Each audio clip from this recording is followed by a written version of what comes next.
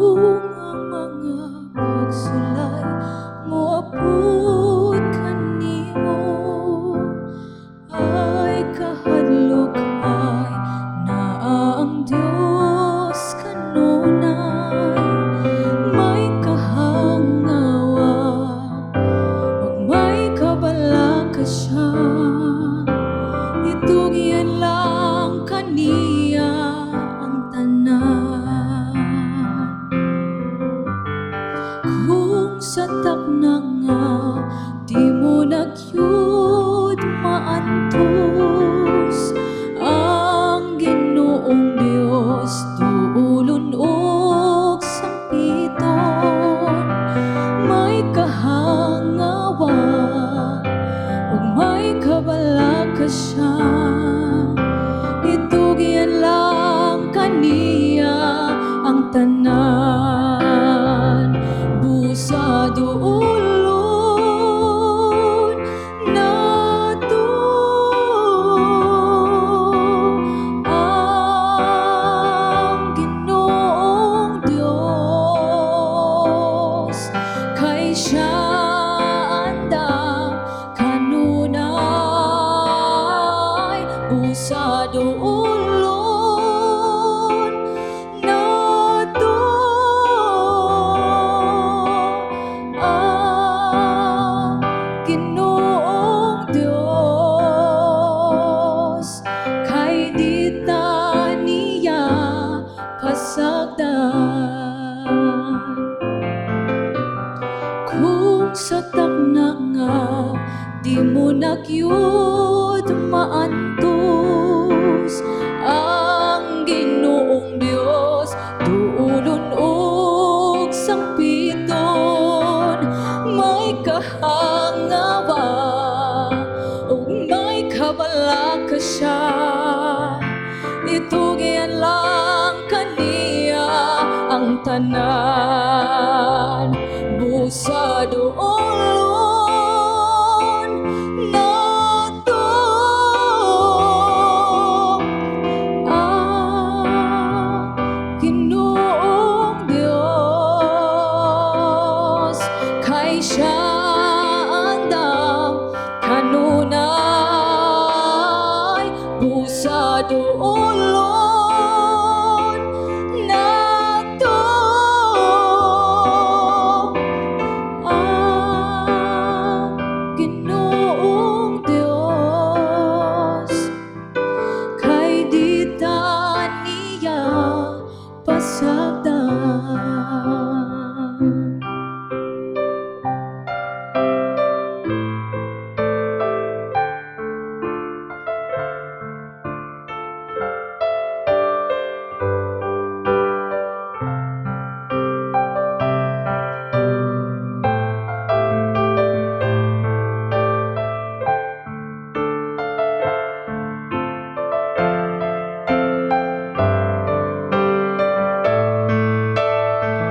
Busa duolon nato ang Ginoong Dios, kay siya andam kanunay. Busa duolon nato ang Ginoong Dios, kay di ta niya pasagdan, kay di ta niya pasagdan, kay di ta niya pasagdan.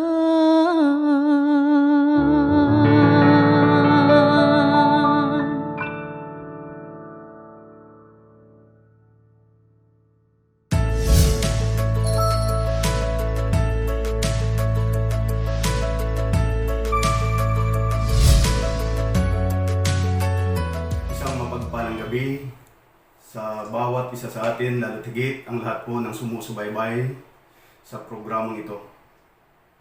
Nais kong purihin ang ating Panginoon sa kanyang pag-ibig, pagkalinga, lalo tigit sa protection na kung saan ay patuloy niyang ipinapadamas sa bawat isa sa atin. Lalo tigit sa kabila na ang sanglibutan ay nakakaranas po ng pandemya, tayo pa rin ho ay ligtas sa anumang uri ng mga paggaganap ng mga virus na kung saan ay maraming mga tao ang nakakaranas sa ating pong kapanahunan ngayon. He is worthy to be praised because despite of our situation, condition, due to the pandemic still, we have an ample time to listen and hear His very timely messages. So I lovingly welcome and invite our brethren, friends, to watch and tune in every night in your television or subscribe in Facebook page or YouTube. Glory and honor to our Heavenly Father for this opportunity, for granting us to spend in knowing Him and enjoying His wondrous presence, experiencing His love, sharing His good news of salvation, and marveled by His matchless charms on the cross. May Christ be lifted up in our lives. I would like also to greet our brethren, friends who are watching tonight in abroad. May the good Lord bless you. At higit sa lahat, ang lahat po ng mga kapatid sa iba't ibang dako ng probinsya ng Romblon na kung saan ay sumusubaybay sa mga oras nito. Ano man po ang inyong gamit sa pagsubaybay sa programang ito, ay nawa po ay ating maituon ang ating puso at isipan sa mga mensahe na kung saan ay ating maririnig sa gabing ito. Ang ating pong messages, lalo tigit sa isang linggo na ito, ay pinapangunahan po o sponsored ng mga ministerial secretaries mula po sa Central Philippine Union Conference. At ito po ay pinapangunahan ng ating pong Ministerial Secretary, Pastor Elmer Pagunsan. At ang mensahe po na inyong maririnig sa gabi-gabi ay ito po ay nakapokus sa aklat po ng Step to Christ na ito po ay sinulat ni Mrs. Ellen G. White. Kaya't ngayong gabi, ang akin pong mensahe ay nakabase sa chapter 2 ng Step to Christ na ito po ay mayroong pamagat, Sinners Need of Christ. But before we go further, I would like to invite everyone for the prayer. Let's pray. Mapagpala at mahabagin naming Ama, Diyos na makapangyarihan sa lahat. Kayo na pinagbubukalan at pinagmumulan ng lahat ng mga pagpapala. Amin pong itinataas ang inyong dakilang pangalan. Maraming salamat po sa oportunidad ng ngayong gabi ay kami po ay magkaroon ng pagkakataon upang pakinggan ang inyong mga mensahe. Palibhasay kami po ay kulang sa kaalaman, kaya't amin pong hinihiling na nawa ay bigyan niyo po kami ng makalangit na karunungan. Bigyan niyo kami ng malawak na pangunawa upang lahat ng aming maririnig sa gabing ito ay ito po'y magkaroon ng puwang sa aming mga puso, maging inspirasyon po namin samantalang kami po ay naghihintay sa ikalawang pagbabalik ng aming tagapagligtas. Marami pong salamat sa inyong pagdinig sa aming dalangin sa pangalan ni Jesus. Amen. Kailan niyo po huling narinig ang salitang kasalanan? Nung ako po ay maliit pa, isa sa mga ayaw kong gawin ay ang mga bagay na kung saan ay magiging kasalanan para sa akin. Ito ang focus ng ating pag-aaral ngayong gabi. Kung bakit ang tao pagkatapos na siya'y lalangin ng ating Panginoon ay humantong sa isang kalalagayan na nangailangan tayo ng tulong, lalo't higit ng ating pong Panginoon. Ang salita pong sinners ay nagmula po sa salitang ugat na kasalanan or sin. At ang salitang kasalanan ay ito po ay isang noun at ito po ay kung atin pong iisipin ay kagaya ng isang karamdaman na pupwede po na maging sanhi upang tayo po ay layuan ng maraming tao. So at this point of time, I would like to consider the passage found in the book of Acts chapter 4 verse 12. It says, "At sa kanino mang iba ay walang kaligtasan, sapagkat walang ibang pangalan sa silong ng langit na ibinigay sa mga tao na sukat nating ikaligtas." Mayroon pong isang kwento. When the California gold fever broke out, a man went there, leaving his wife in New England with his boy. As soon as he got on and was successful, he was to send them.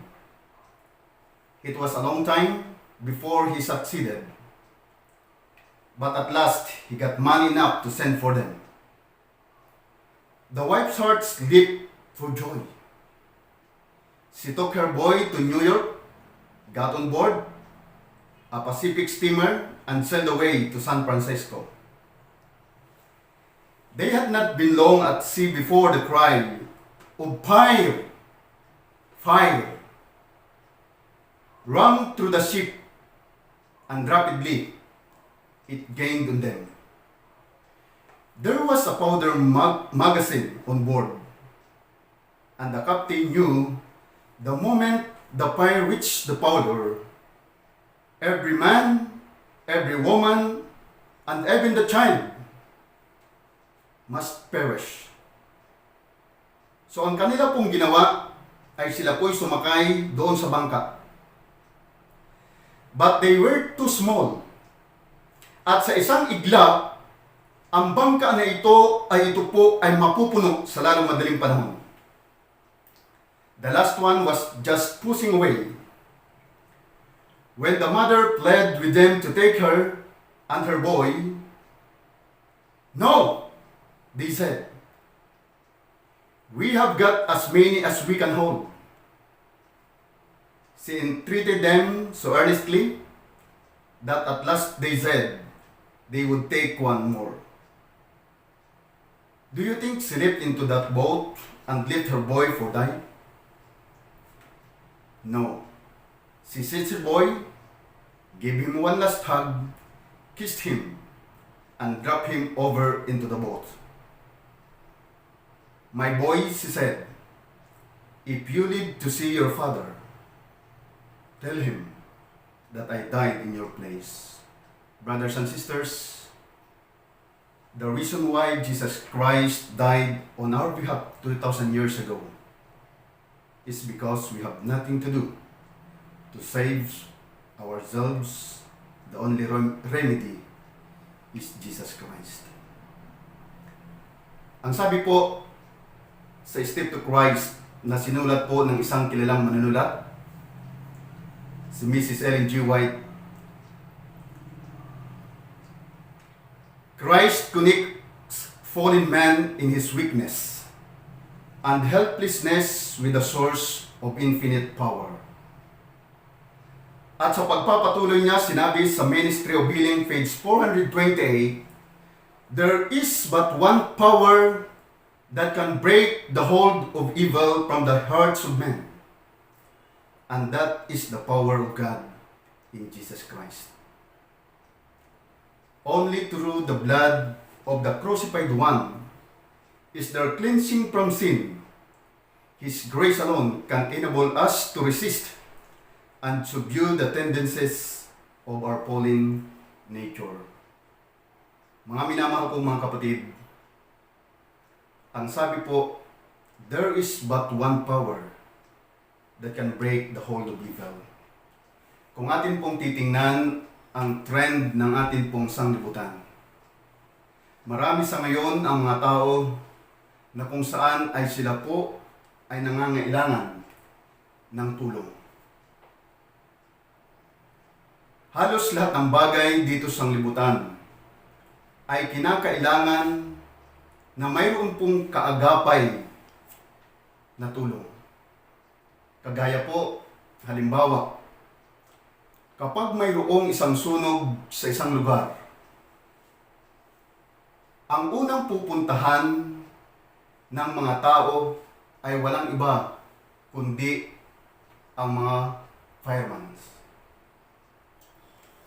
Kapag mayroong nagagawa ng mga krimen sa isang lugar, ang unang pinupuntahan ng mga tao ay ang tulong ng mga pulis o mga militar. Sapagkat yun ang nararapat, yun ang naaayon, at yun ang iniisip nila na makatutulong lalo't higit sa problemang iyon. Mga minamahal, maliwanag po sa sikat ng araw anumang kapangyarihan taglay ng isang tao. Ito'y di sapat upang alisin ang kasamaan sa puso ng tao. Subalit rin po ang ating Panginoon. Because He has the power that can break the hold of evil from the hearts of men. Anuman po ang ating pagsisikap na alisin ito, baguhin ito, lalo't higit sa ating sarili, kagaya ng pinalalagay ng maraming tao, na kisyo mayroon silang kapangyarihan, mayroon silang taglay na kalakasan, ay hindi na nila kailangan ang tulong ng iba. Diyan po tayo nagkakamali. At marahil ay niluluko lamang tayo ng atin pong mga damdamin. Sapagkat isa lang ang makagagawa niyan. Sa pamagitan ng biyaya at dugo ni Kristo na makahuhugas ng atin pong mga kasalanan. Sa bagay nito, mga minamahal kong mga kaibigan, bilang makasalanan, kailangan natin ang tulong at pagaling sa ating espiritual na karamdaman. We need Christ in our lives. Mayroon po tayong mga kasabihan. Kung nais po natin na gumaling sa atin pong pisikal na karamdaman, pumunta po tayo sa mga doktor. Kung nais po natin ang edukasyon, paglinang sa ating kaisipan, upang madagdagan ang ating mga kaalaman, pumunta po tayo sa paaralan. Subalit kung gusto po natin ang kaligtasan, hindi po natin kailangan ang doktor, hindi po natin kailangan ang paaralan, ang kailangan po natin ay si Jesucristo. Lumapit po tayo sa Kanya sapagkat Siya'y nagwika, I am the way, the truth, and the life. Ano nga po ba ang kalagayan ng bawat isa sa atin? Bakit nangailangan tayo ng tulong bilang mga makasalanan? Why does sinners need help? Subalit bago po natin paigtingin ang ating pag-aaral, atin po munang tingnan ang nakaraan.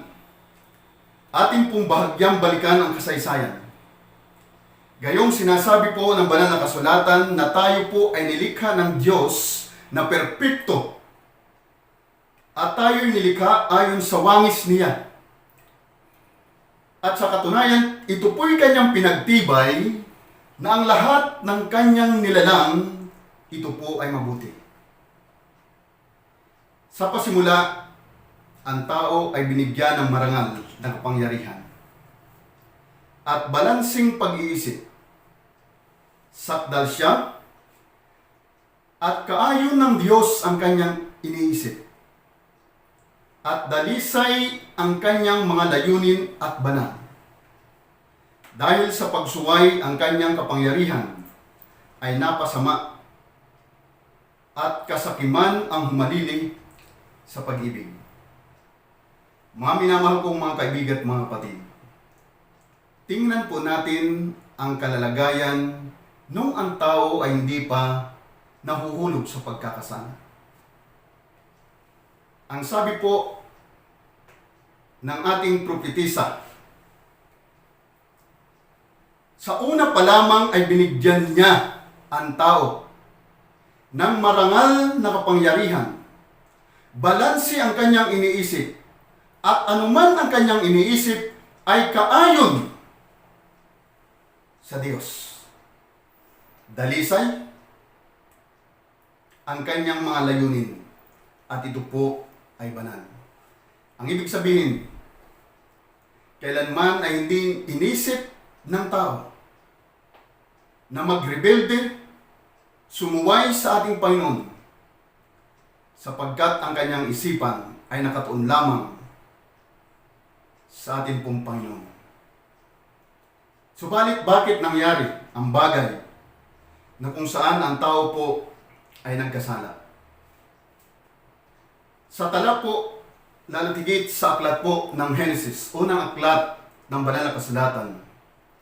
Ang kabanata po ay 3 at ang mga talata ay 1 hanggang 5. Ang sabi po doon, Now the serpent was more subtle than any beast of the field which the Lord God had made, and said unto the woman, Hath God said, Ye shall not eat of every tree of the garden? And the woman said unto the serpent, We may eat of the fruit of the trees of the garden, but of the tree which is in the midst of the garden, God hath said, Ye shall not eat of it, neither shall ye touch it, lest ye die. And the serpent said unto the woman, Ye shall not surely die, for God doth know that in the day ye eat thereof, then your eyes shall be opened, and ye shall be God's knowing good and evil. Okay, tingnan po natin ang tala. Si Eva sa isang kalalagayan na kung saan ay pagkatapos na siya po ay lalangin ng ating Panginoon, kasama si Adan. Kumpleto, at kung tutuusin ay wala na po silang dapat alalahanin. Nasa kanila na po ang lahat. Subalit,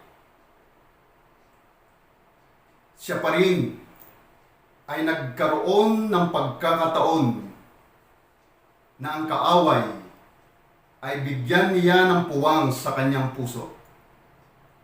Ang ibig sabihin, hindi siya po nakontento kung ano po mayroon sila na ibinigay sa kanila ng ating pong Panginoon. At lahat ng yon na mga kabutihan na tinataglay nila ay ito po ay naapektuhan. Sapagkat ang sabi po ng John chapter 8 verse 44, Kayo'y sa inyong amang dyablo, at ang mga nais ng inyong ama ang ibig ninyong gawin. Siya'y isang mamamatay tao buhat pa ng una, at hindi nananatili sa katotohanan sapagkat walang katotohanan sa kanya. Pagka nagsalita ng kasinungalingan ay nagsasalita siya ng mga saganang kanya, sapagkat siya'y isang sinungaling at ama nito. So kung atin pong titingnan, mga minamahal kong mga kaibigan at mga kapatid, ang tala. Pagkatapos na ang tao ay nahulog sa pagkakasala, siya po ay napahiwalay sa atin pong Panginoon. At ang pagkahiwalay na iyon ay nagbunga ng tinatawag po nating selfishness. Sapagkat yung dati-rati na hindi niya ginagawa nung siya po ay nasa panig ng Panginoon, pagkatapos na siya ay mahulog sa pagkakasala, ngayon siya ay alipin na po ng kasalanan. At para bagang ang lahat ng kanyang iniisip ay ito po ay mga pagsalangsang sa atin pong Panginoon. Sapagkat hindi naman po kaila para sa atin lahat na pag sinabi po nating kasalanan, ay ito po ay pagsalangsang, lalo't higit sa mga kautusan ng atin pong Panginoon. Humanity was made captive by Satan. After they sinned, our first parents could no longer find joy in holiness. Furthermore, they sought to hide from the presence of God. Such is still the condition of the unrenewed heart. Mga minamahal kong mga kaibigan at mga kapatid, pagkatapos ika ng tao po'y nagkasala, ang atin pong mga unang mga magulang, hindi na po nila masumpungan ang kaligayahan at ang kabanalan. At sila po ay nagtago sa presensya ng atin pong Panginoon. Sapagkat naapektuhan ang kondisyon ng kanilang kaisipan, ng kanilang mga puso. At sa pagpapatuloy, ang sabi doon, we are not in harmony with God. Tayo po ay hindi kaayon sa Diyos and find no joy in communion with Him. The sinners could not be happy in God's presence. They would shrink from the companionship of holy beings. Their thoughts, interests, and motives would be alien to those that actuate the sinless dwellers. Heaven would be to them a place of torture. It is no arbitrary dictate on the part of God that it excludes the wicked from heaven. They are shut out by their own unfitness for its companionship. The glory of God would be to them a consuming fire.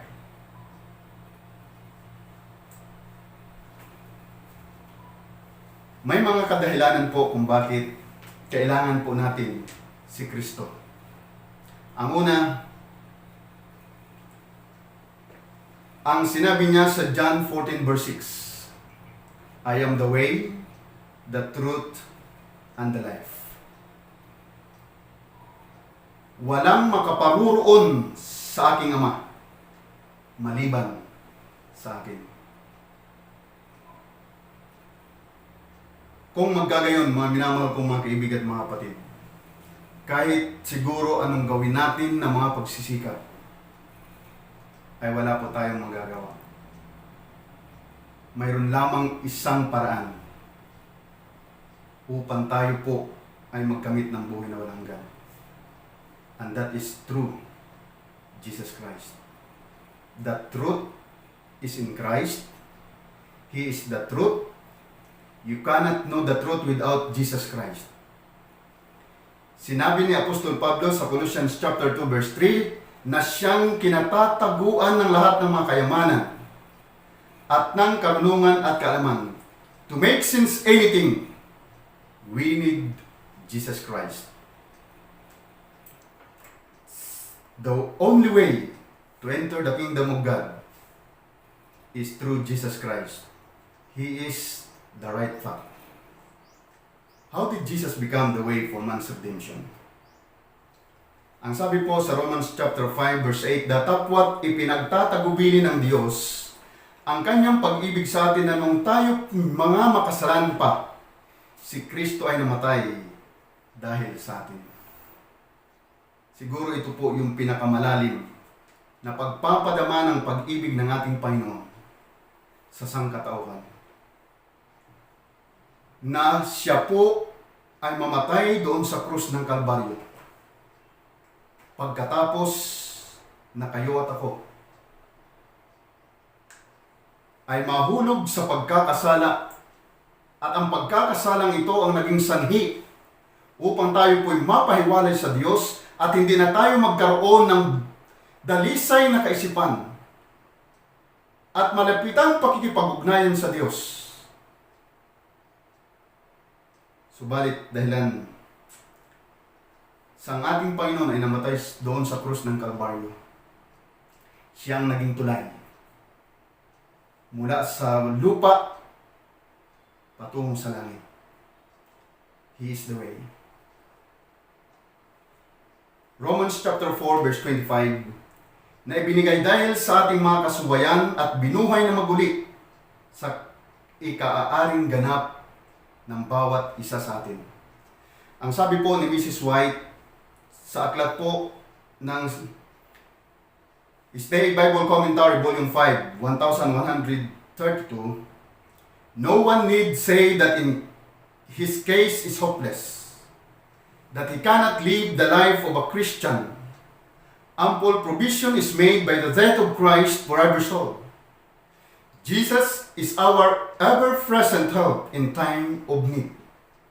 Only call upon Him in faith, and He has promised to hear and answer your petitions. Second, kung bakit kailangan natin ng ating Panginoon. Sapagkat ang tao ay mayroong karanasan o nakatalaga sa kanya ang tinatawag na kamatayan. Resulta ng pagsuway at resulta ng kasalanan. Ang sabi po sa Hebreo chapter 9 verse 27, and as it is appointed for men to die once, but after this, the judgment. Lahat tayo po ay nakatakda sa kamatayan. Bunga ng kasalanan, subalit ang ating dapat iwasan ay ang ikalawang kamatayan na siyang final punishment ng Panginoon doon sa mga susuway at di susunod sa Kanya. Third, sapagkat tayo po ay makasalanan, kailangan natin ang ating pong Panginoon. Lahat tayo po ay nagkasala at walang nakabot sa kalwalhatian ng ating Panginoon. Kaya't walang tao na magsasabi, hindi ko kailangan ang Diyos. Kaibigan, anuman ang iyong kalalagayan sa sanglibutang ito, kailangan mo pa rin ang ating Diyos. Ang sabi po sa Romans chapter 3 verse 23, for all have sinned and fall short of the glory of God. Everyone sins, including the most self-righteous religionists and churchgoers. Without Christ, what becomes on our sins? They must be accounted for, and without Christ, they are all accounted to you. We need Jesus Christ, the Son of God, to mediate between God and us. At sa pamagitan lamang ng dugo ni Kristo, we have forgiveness. We need Jesus Christ as long as sin is still present. Kailangan natin ang ating Panginoon. Hanggat ang kasalanan ay nasa atin pong kapanahunan ngayon. Hanggat ang presensya ng kasalanan ay narito pa rin ho sa atin, kailangan natin ang Diyos. Ang sabi po ni Mrs. Ellen G. White sa aklat po ng Education, page 28, it is impossible for us of ourselves to escape from the pit of sin in which we are sunken. Our hearts are evil, and we cannot change them. By sin, man was shut out from God, except for the plan of redemption, eternal separation from God. The darkness of unending night would have been his. Ano po ang kahilintulad ng kasalanan sa mga karamdaman na kung saan ay nararanasan ng sangkatauhan sa mga oras nito o sa mga panahon na ito? Mayroon pong isang karamdaman na inahalintulad ang kasalanan. Ang sabi po sa Desire of Ages 261, paragraph 1, of all disease known in the East, the leprosy was most dreaded. Sa lahat po ng karamdaman, ang leprosy ang siyang nakamamatay. The sinner is like someone with leprosy, with an incurable and contagious character, unless he finds pardon from the Savior, Jesus Christ, who came and redeemed us from the curse of sin and made provision for our salvation. We need Jesus in our life. Jesus, the author and the finisher of our faith. Mayroon po akong isang kaibigan na pastor, pero siya po ay hindi nasa iba pong denomination po siya. Ang kaibigan kong ito ay siya po ay nakaranas ng tinatawag na karamdaman na leprosy. Naranasan niya na siya po ay layuan ng kanyang mga kaibigan, na kahit na nga ang kanyang mga kamag-anak, kung hindi lamang nananalaytay ang dugo bilang malapit na kamag-anak, marahil ay kanya rin po itong itatapoy. Naranasan niya na siya po ay i-isolate sa isang lugar. Nakasama din niya po doon ang ilang mayroong karamdaman na kagaya mayroon po siya. Ganon inihilantulad ang kasalanan. Ang kasalanan ay kagaya ika ng karamdaman ng leprosy, na magiging sanhi upang ikaw marahil ay layuan ninuman, kamuhian, katakutan, sapagkat ang karamdaman na ito ay nakahahawa. The same as true sa kasalanan. Ang kasalanan, mga minamahal kong mga kapatid at mga kaibigan, maliban natin pong ang kilalanin ang ating pong Panginoon, tayo po'y patuloy na mahahawa. Tayo po'y patuloy na magpapaalipin sa kasalanan. Desire of Ages, page 266, ang sabi po ni Mrs. Ellen G. White, the work of Christ in cleansing the leper from his terrible disease is an illustration of his work in cleansing the soul from sin. The man who came to Jesus was full of leprosy. Its deadly poison permeated his whole body. The disciples sought to prevent their master from touching him, for he who touched him, a leper, became himself unclean. But in laying his hand upon the leper, Jesus received no defilement. He touched imparted life-giving power. The leprosy was cleansed. Thus it is with the leprosy of sin, deep-rooted, deadly, and impossible to be cleansed by human power. But Jesus, coming to dwell in humanity, received no pollution. His presence has healing virtue for the sinner. It is His will to cleanse us from sin, to make us His children and to enable us to live a holy life. Christ gave Himself for our sins, that He might deliver us from this present evil world according to the will of God and our Father. Next, kung bakit kailangan po natin ang ating Panginoon ay sapagkat we are separated from God. Isaiah chapter 59 verse 2, kundi pinaghihiwalay ng inyong mga kasamaan kayo at ang inyong Diyos at ang inyong mga kasalanan ay siyang nagkubli ng kanyang mukha sa inyo upang siya'y huwag makinig. Mankind dreams of progress and efforts for uplifting of humanity are in vain if they neglect the one source of hope and help for the fallen race. Ang sabi po sa Testimonies Volume 2, page 390, before the entrance of sin, Adam enjoyed open communion with his Maker. But since man separated himself from God by transgression, the human race has been cut off from this high privilege. By the plan of redemption, however, a way has been opened whereby the inhabitants of the earth may still have connection with heaven.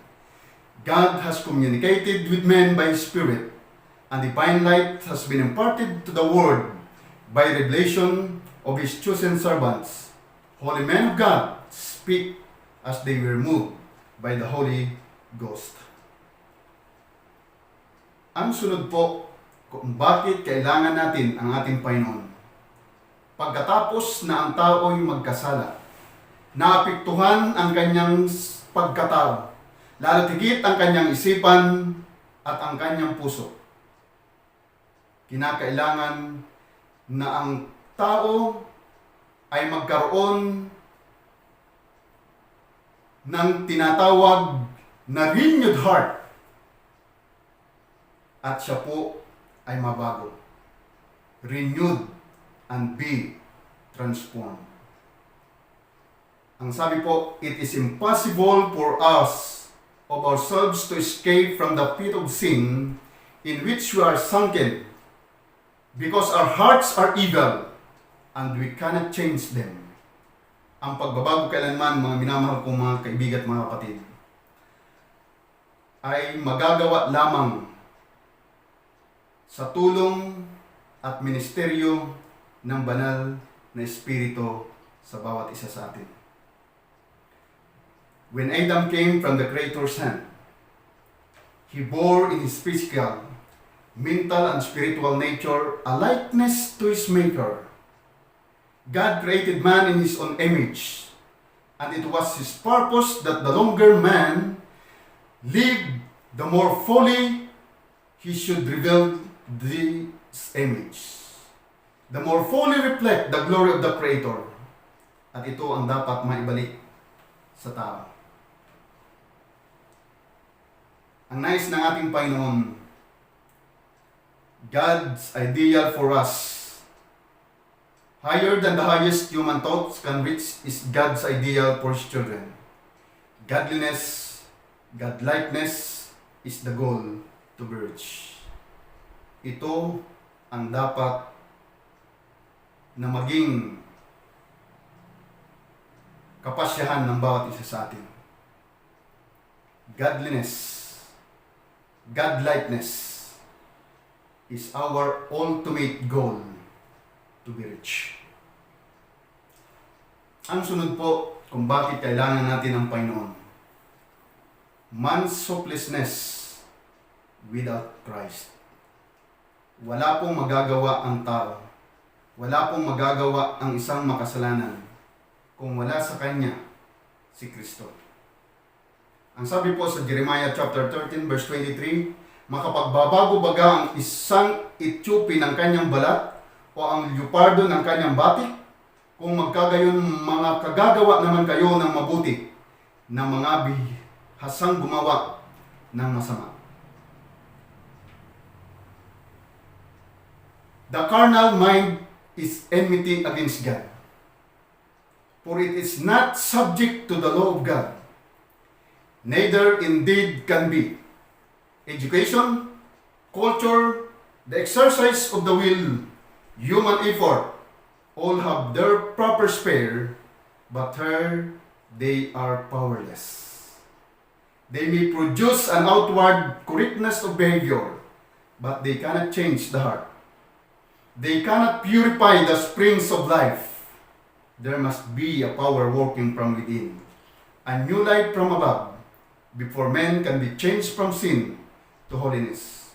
That power is Christ. His grace alone can quicken the lifeless faculties of the soul and attract it to God, to holiness. Step to Christ, page 18. Ang sabi po sa Jeremiah chapter 17 verse 9, the heart is deceitful above all things, and desperately wicked. Who can know it? Ang puso ay mandaraya sa lahat ng mga bagay at ito po'y totoong napakasama. Sino ang makaalam? Ito po ay pagkatapos na ang tao po ay napalayo sa Diyos. Naapektuhan ang kanyang puso. At kayo at ako ay kinakailangan na ang pusong ito ay mapalitan ng isang malinis na puso na kagaya ng ni-request ni Haring David sa ating Panginoon. Ang sabi niya, likhaan mo ako ng isang malinis na puso, O Diyos, at magbago ka ng isang matuwid na espiritu sa loob ko. Again, it is impossible for us of ourselves to escape from the pit of sin in which we are sunken. Our hearts are evil and we cannot change them. Kailangan natin ang ating Panginoon, who is apparently the most hopeless man in the world. Romans chapter 7 verse 18 to 24, sapagkat nalalaman ko na sa akin sa makatwid ay sa aking laman ay hindi tumitira ang anumang bagay na mabuti, sapagkat ang pagnanasa na datapwat ang paggawa ng mabuti ay wala, sapagkat ang mabuti na aking ibig ay hindi ko ginagawa. Ngunit ang masama na hindi ko ibig ay siya kong ginagawa.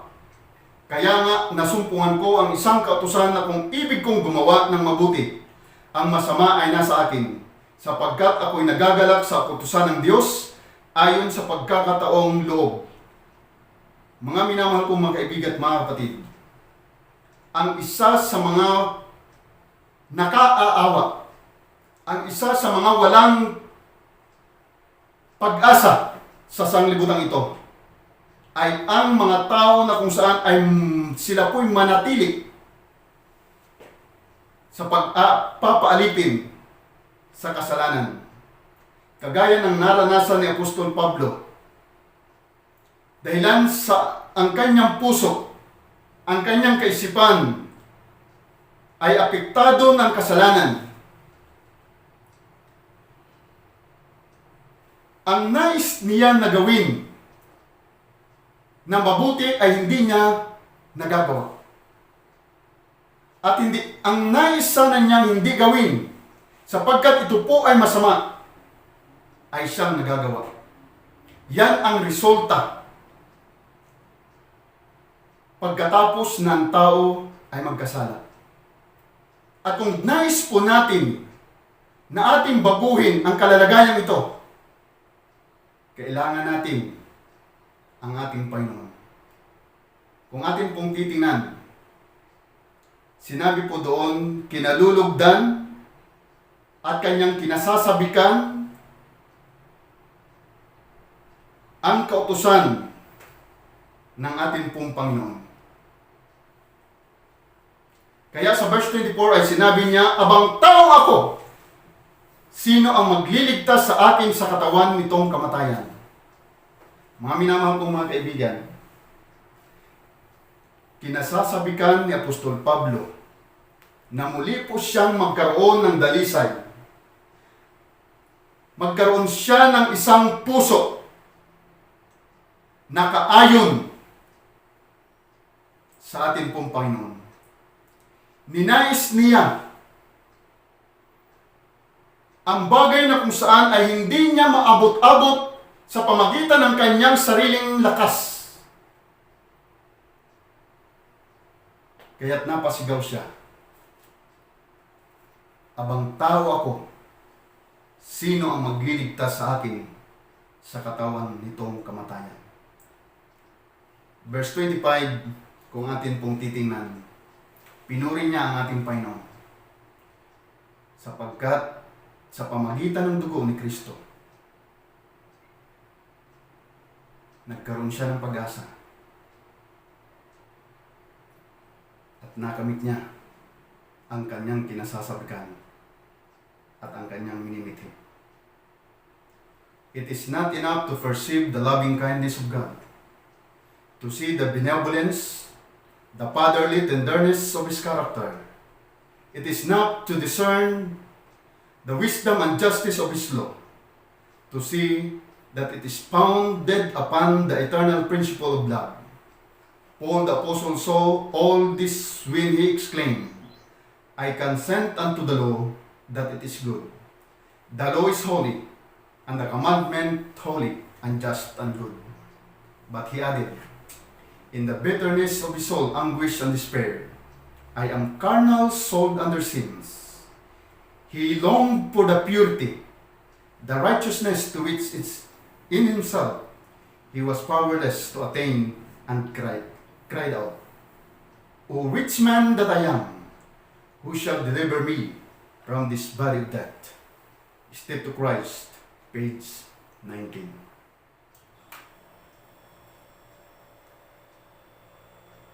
Why only Christ could provide the remedy? Bakit si Kristo lamang ang makapagbibigay ng remedy sa tao? Sapagkat siya yung ating pag-asa. What has Jesus declared himself to be for fallen man? John 14:6, "I am the way, the truth, and the life. Sino man ay di makaparoon sa Ama, kundi sa pamagitan ko." Acts chapter 4 verse 12, "At sa kanino mang iba ay walang kaligtasan sapagkat walang ibang pangalan sa silong ng langit na ibinigay sa mga tao na sukat nating ikaliligtas." Ang sabi po ni Mrs. Ellen G. White sa Step to Christ, page 21, Christ has led the way from earth to heaven. He forms the connecting link between the two worlds. He brings the love and condescension of God to man, and brings man up through his merits to meet the reconciliation of God. Christ is the way, the truth, and the life. It is hard work to follow on step by step, painfully and slowly, onward and upward in the path of purity and holiness. But Christ has made ample provision to impart new vigor and divine strength at every advance to step in the divine life.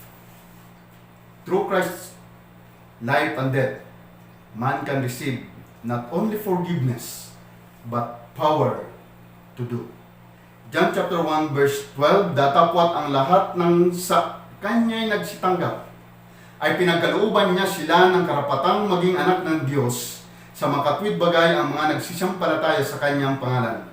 Revelation chapter 14 verse 12, "Narito ang pagtsatsaga ng mga banal, ng mga nagsisitupad ng mga utos ng Diyos at ng pananampalataya kay Jesus." Mga minamahal kong mga kaibigan at mga kapatid, kung ating tatanggapin sa ating buhay ang ating Panginoon, is bibilang po tayo na mga anak niya.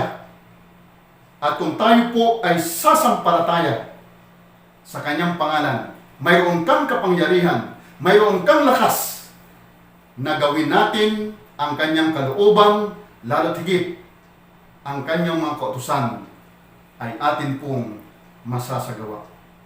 Yan ang kagandahan kung ang Kristo sa ating mga buhay ay narito. It was to atone for man's transgression of the law that Christ laid down His life. Could the law have been changed or set aside, then Christ need not have died. By His life on earth, he honored the law of God. By his death, he established it. He gave his life as a sacrifice, not to destroy God's law, not to create a lower standard, but that justice might be maintained, that the law might be shown to be immutable, that it might stand past forever. So, ang sabi po sa Desire of Ages, page 668, God requires perfection of His children. His law is a transcript of His own character, and is the standard of all character. This infinite standard is presented to all that there may be no mistake in regard to the kind of people whom God will have to compose His kingdom. The life of Christ on earth was a perfect expression of God's law, and when those who claim to be children of God become Christ-like in character. So, what is God's invitation for man?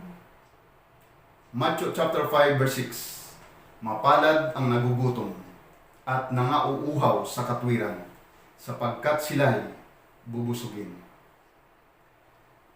Ang sabi po sa Desire of Ages, page 187, a divine element combines with the human when the soul reaches out after God, and the longing heart can say, my soul wait thou only upon God, for my expectation is from Him.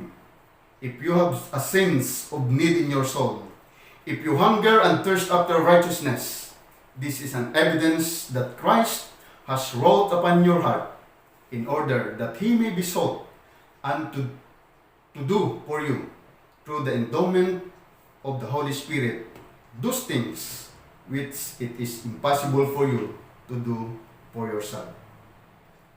Ano po ang magiging karanasan ng mga tao na sumunod sa atin pong Panginoon? Kapag ang ating mga buhay ay nasa kay Kristo, ano ang kanyang ipinangako para sa bawat isa sa atin upang tayo po ay magkaroon ng kapayapaan? Ang sabi po sa Matthew chapter 11 verse 28 and 29, magsiparito kayo sa akin, lahat na nangapapagal at nangabibigit ang lubha, at kayo aking papagpahingahin. Pasanin ninyo ang aking pamatok at mag-aral kayo sa akin, sapagkat ako'y maamo at nagpapakumbabang puso, at masusumpungan ninyo ang kapahingahan ng inyong mga kaluluwa. Mga minamahal kong mga kaibigan at mga kapatid, ito ang pangako ng ating Panginoon. Kung sa ating kalalagayan ngayon tayo po ay abalang-abala, walang panahon upang tayo po ay magpahinga. Subalit, kapag nakikilala natin ang Panginoon, kapag ang ating buhay ay nasa Kanya, bibigyan po tayo ng kapangyarihan ng ating pong mga kaluluwa. Ang sabi po sa Desire of Ages, page 328, 329, in these words, Christ is speaking to every human being, whether they know it or not. All are weary and heavy laden. All are weighed down with burdens that only Christ can remove. The heaviest burden that we bear is the burden of sin. If we were left to bear this burden, it would crush us, but the sinless one has taken our place.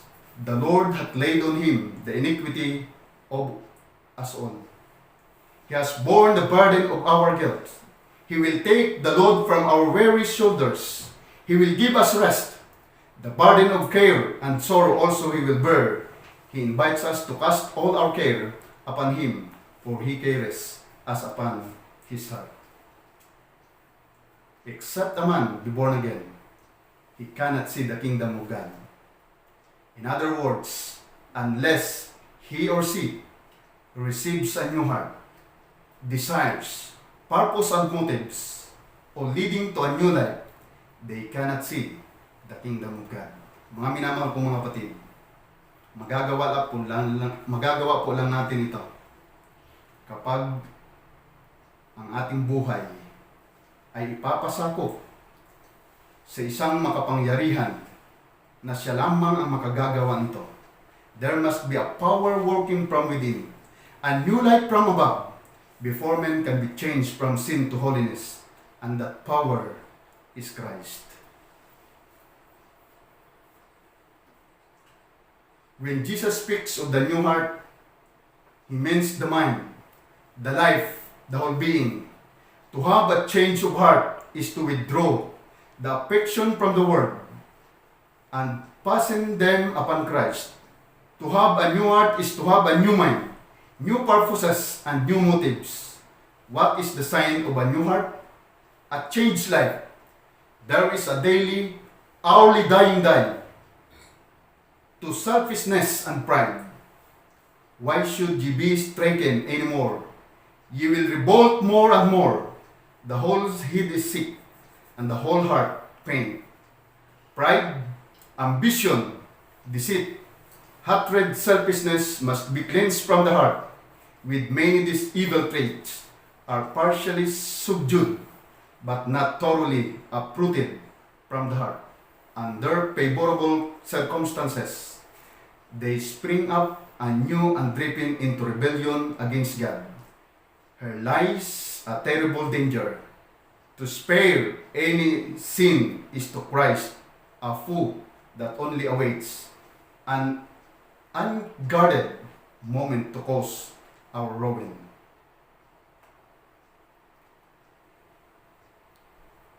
There is no true excellence of character apart from Him.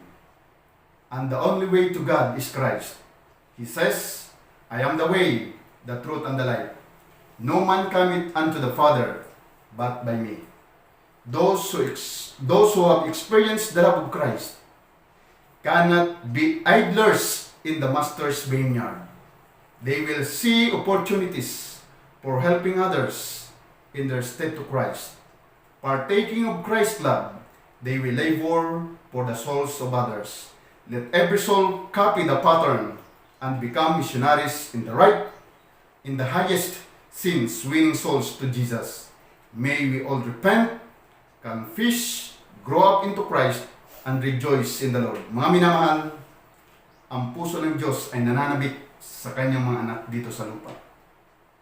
Taglay ang isang pag-ibig na mas makapangyarihan kaysa kamatayan.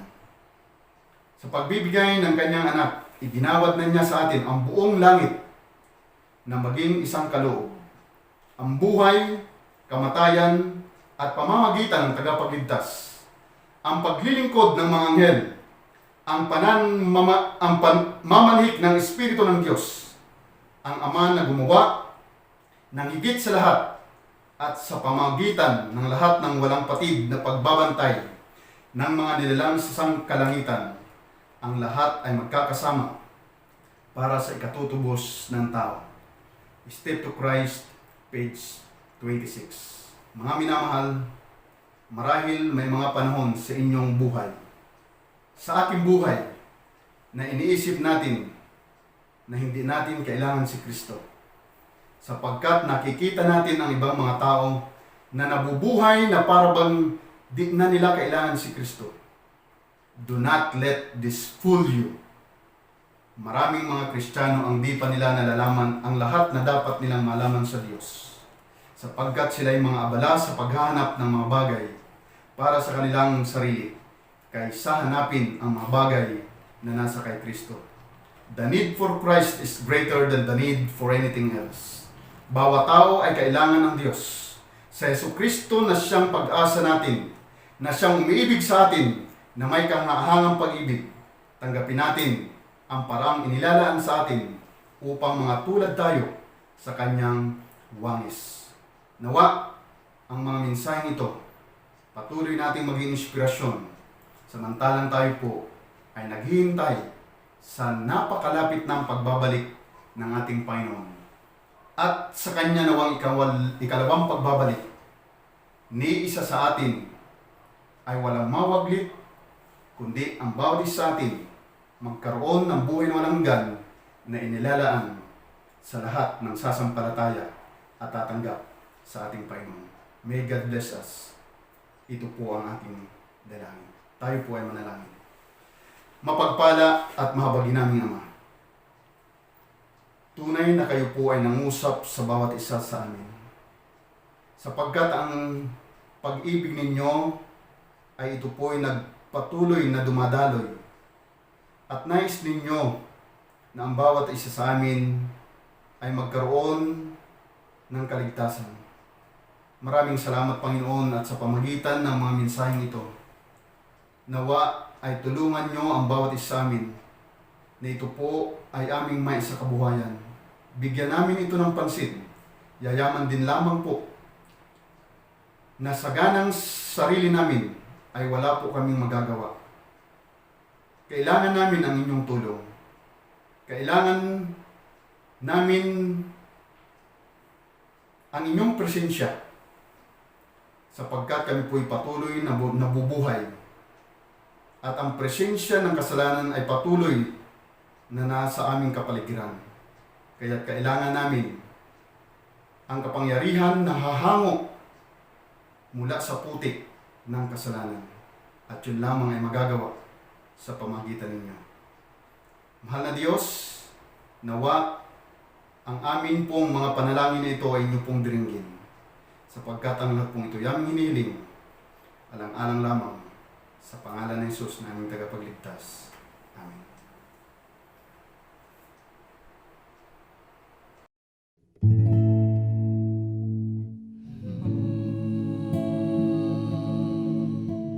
Ikaw, O Diyos, gamhanan, nga nagbuhat sa langit. Gamhanan ka sa tanan, wala na'y laing Diyos sama kanimo. Ikaw ang Diyos nga gamhanan, ikaw naghahatag kanamo sa kapasiruan sa sala. Wala nilaing Diyos sama kanimo. Ikaw, O Diyos, gamhanan, nga naghatag sa sugo. Gahong alabaw sa tanan, ikaw ang sinugdanan, ug ikaw ang katapusan.